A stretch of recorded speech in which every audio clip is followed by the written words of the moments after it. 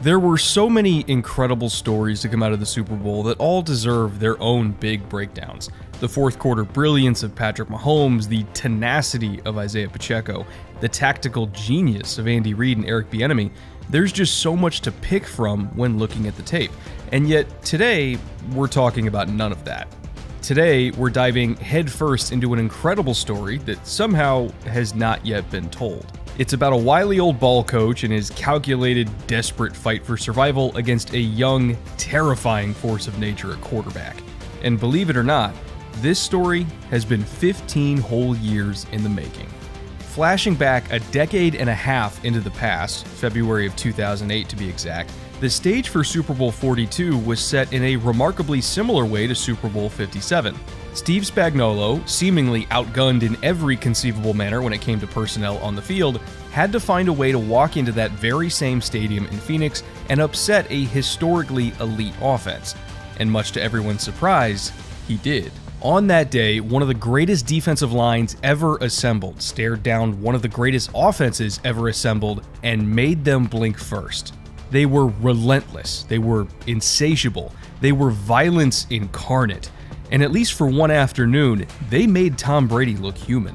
But what if I told you that the main narrative to come out of that game was actually wrong this whole time? What if I told you that just rushing forward and playing cover 2 behind it wasn't the entire story like we've believed for all these years? What if I told you that Steve Spagnuolo's deception and trickery and some of the nastiest blitz packages that you have ever seen were the real reason Big Blue won that day? And perhaps, most importantly of all, what if I told you that the very same pressure packages that took down arguably the best team ever were merely a speed bump for Jalen Hurts? Does that get your attention? I think it's time to rewrite some history. First things first, when looking at the whole picture, not just for Super Bowl 42, but also for Super Bowl 57, you have to understand that Steve Spagnuolo's plan was not necessarily to stop the Patriots' offense. His plan was to stop their deep passing game. If the Giants could just keep Randy Moss from ripping off quick strike touchdowns and turning this game into a track meet, and if they forced Tom Brady to move the ball down the field 5 yards at a time for 10, 11, or 12 play drives rather than 6 or 7, they would have a chance. That general philosophy is why we saw so much cover 2 and cover 5 in this game. And cover 5, by the way, is a Nick Sabanese term for cover 2 man with a 4-man rush up front, man coverage across the board, and 2 deep safeties if you weren't already aware of that. Side note though, not every coach calls this cover 5, because even the Giants themselves back in those days, looking at one of their playbooks from that era, they use cover 5 as a term to define basically another version of cover 3 match. But anyway, we're getting too far into the weeds here on coach speak. Not every coaching staff calls every coverage the same thing. Suffice to say, they wanted to bottle everything up deep down the field with 2 high safeties and force those checkdowns underneath, and they absolutely accomplished that goal. However, Spags was not just content to rest on his laurels all day and let his D-line do all the heavy lifting, because even though he knew very early on in this game that the New England offensive line stood 0 chance at blocking his front all by themselves, he also knew that his corners stood no chance at running with Randy Moss deep down the field all by themselves. And so really all it would take to blow this game wide open was for the Patriots to call a 6 or 7-man protection to block up that 4-man rush and give Brady time to launch a bomb or 2. That was the key threat to guard against. Enter the fire zone pressure as a solution to that problem. Starting in the second quarter of the game, in more obvious passing situations like 2nd or 3rd and long, or in the 2-minute drill at the end of the half, Spagnuolo started dialing up a variety of fire zones, which is an umbrella term for a 5-man pressure path that has zone coverage played behind it. Spags called lots and lots and lots of these pressures throughout the game, but perhaps the most famous example of it getting home was only the second one he called that day, the iconic Coffee House Blitz by Kawika Mitchell.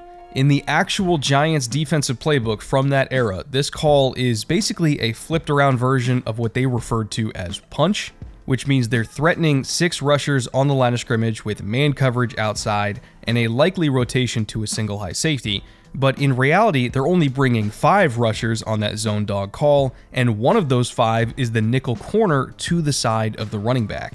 The objective with this pressure path is twofold. Number one, it attacks the center by making him have to keep eyes on the immediate threat of Kuika Mitchell up the gut, and if he stays on Mitchell the entire time, then it's a lot harder for the offense to pick up a really fast blitzer like a nickel corner twisting right up the middle next to him. And number two, if that center does not stay on Mitchell, and instead he slides to the pressure to pick up that nickel, then obviously Mitchell has potentially an unblocked path up the A-gap to go get that sack for himself. To make it even harder on the center to make that decision though, that's where the coffee house technique comes in. Before the snap, Mitchell's hips are almost entirely opened up as if he's going to drop into coverage. His whole posture is basically just a neon sign that says, "I am not rushing, I am dropping," just like the normal version of a punch call would have him do.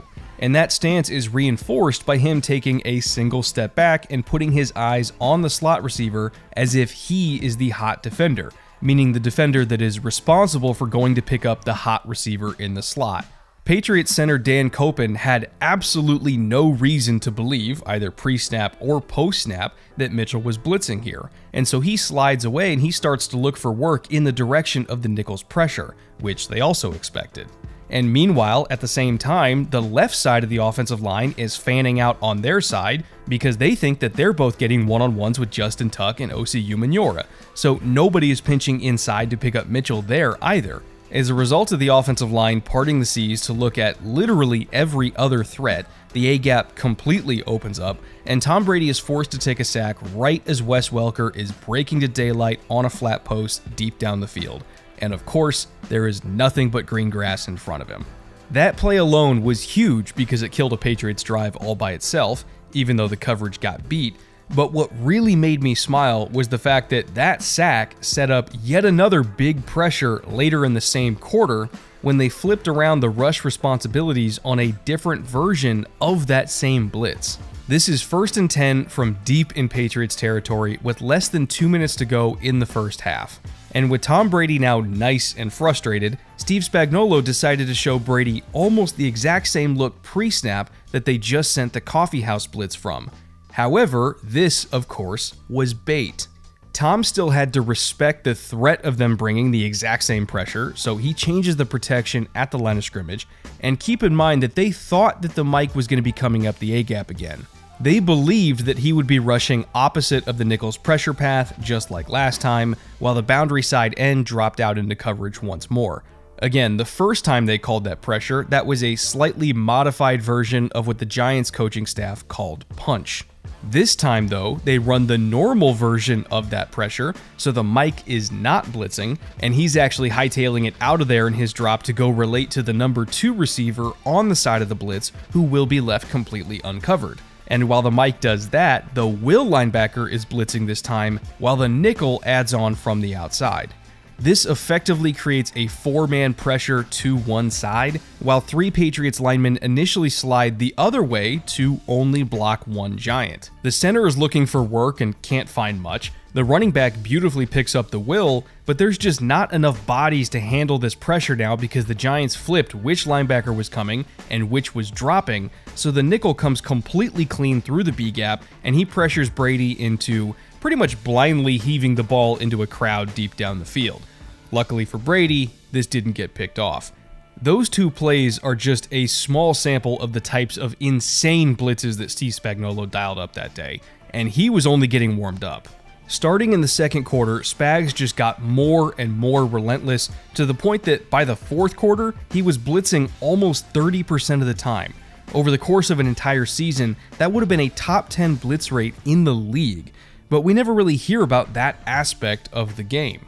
Yes, the Giants were absolutely able to play a bunch of cover 2 and rush with 4 guys and trust their defensive line to dominate, and they did, but it's the blitzes that were the hidden identity of this game because the blitzes are what frustrated the Patriots the most. 5- and 6-man rushes are what forced Brady into relying on a screen game that could not get yards after the catch because the Giants' corners tackled way too well.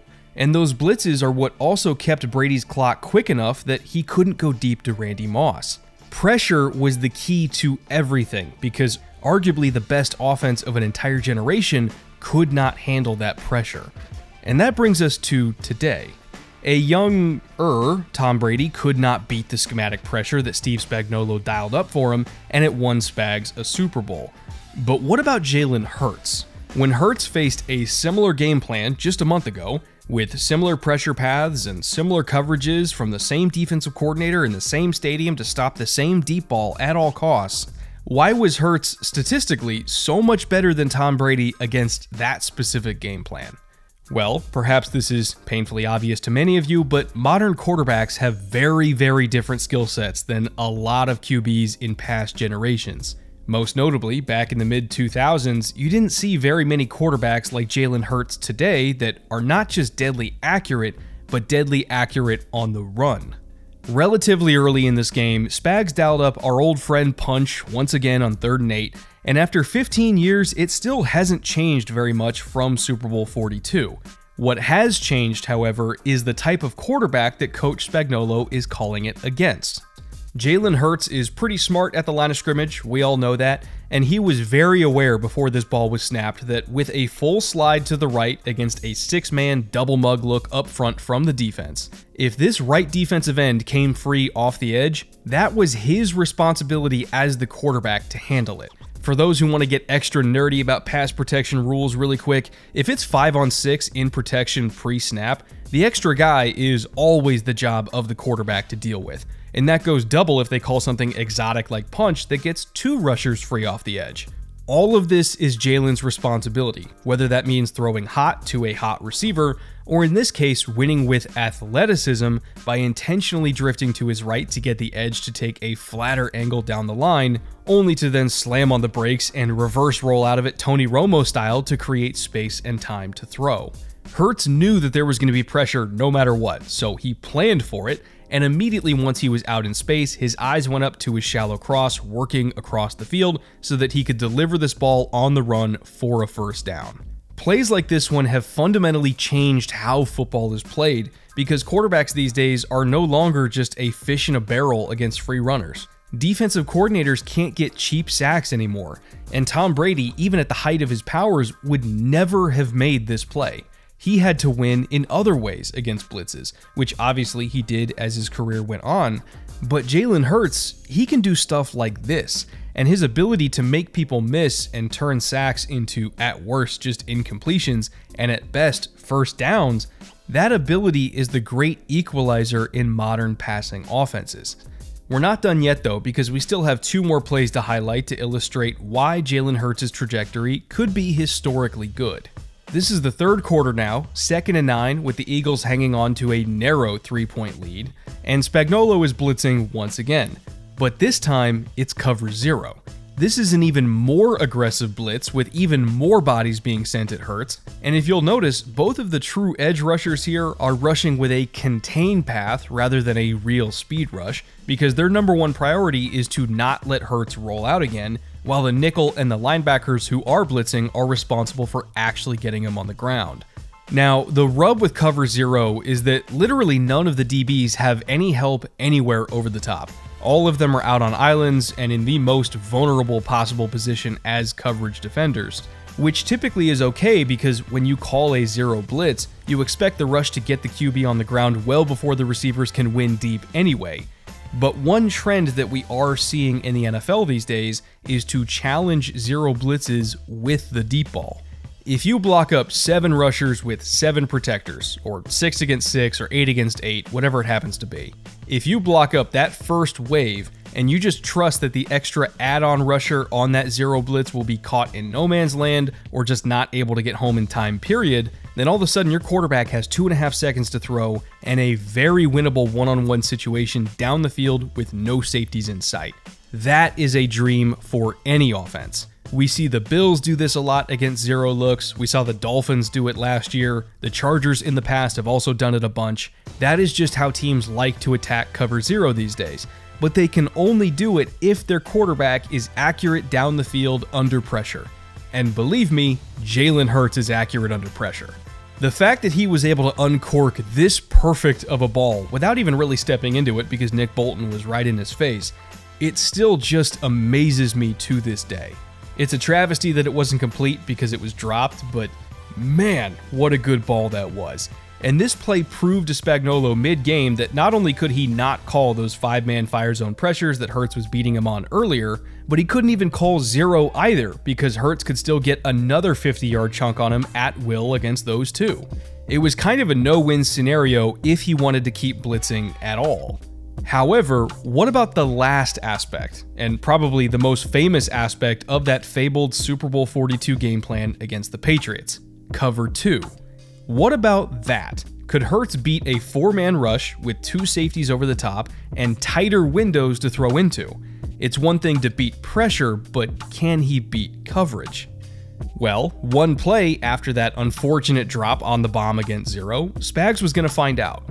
This is 3rd and 14 now after a false start set them back from 3rd and 9, and the Chiefs are in pretty much the most classic cover 2 look you can imagine. There's 2 deep half safeties, the hook to seam droppers, and the flat defenders outside. And then on offense, the Eagles, who anticipated that a cover 2 call was coming here because it's Steve Spagnuolo, so of course it was, they dialed up double smash concepts to either side of the field, which are good against cover 2 because it places vertical stress on the flat defender to kind of hang on that under route as long as possible and then try to get depth to undercut the flag route behind it. So ideally, the quarterback should be throwing on time and in rhythm to that flag route while the receiver works his way into the hole between the sinking corner and the safety over the top. All that being said though, just because smash concepts are theoretically good against cover 2, that doesn't mean that they're easy to execute. This was absolutely not an easy throw for Jalen Hurts to fit this ball into the window to Dallas Goedert, let alone on 3rd and 14, and let alone in the freaking Super Bowl. And yet this still may have been the best throw that I have ever seen Hurts make, and that's saying a lot. Considering the moment, 3rd and long, on the biggest stage, with everything on the line, for him to basically graze the fingertips of the corner here to complete this ball and move the chains, I mean, my God, this is special. I really want to convey how rare of a throw this is. Very few quarterbacks can do this. Watching the tape from this game and the tape from Super Bowl 42 back-to-back, you really get an appreciation for how far quarterbacking has come in just 15 years. It looks like an entirely different sport now to me, and I've been covering this game for a long time. Blitzes that used to work against static quarterbacks constantly get exposed now by mobile QBs who are some of the best athletes on the field at any position. Cover 0 is darn near a liability now for modern defenses because everyone just goes deep and they trust their mutant arm talents to get the ball to the right spot way down the field, which they do. And even cover 2, the main pillar of defensive football just 2 short decades ago, half the league has the talent under center to hit those hole shots now. No defense is safe from these guys. Football is evolving. Every year it changes, and we know that. But more importantly, the players are evolving too, and they're getting a lot better at even younger ages. Tom Brady will always stand the test of time. He is the unquestioned GOAT, and until further notice, that is not changing. But guys like Jalen Hurts, and obviously Patrick Mahomes, and Justin Herbert, and Josh Allen, and Joe Burrow, and Trevor Lawrence, and all of the talented rookies from this year's draft class, they're all coming for the top of that mountain. When it comes to the quarterback position as a whole, right now, this is the best it has ever been.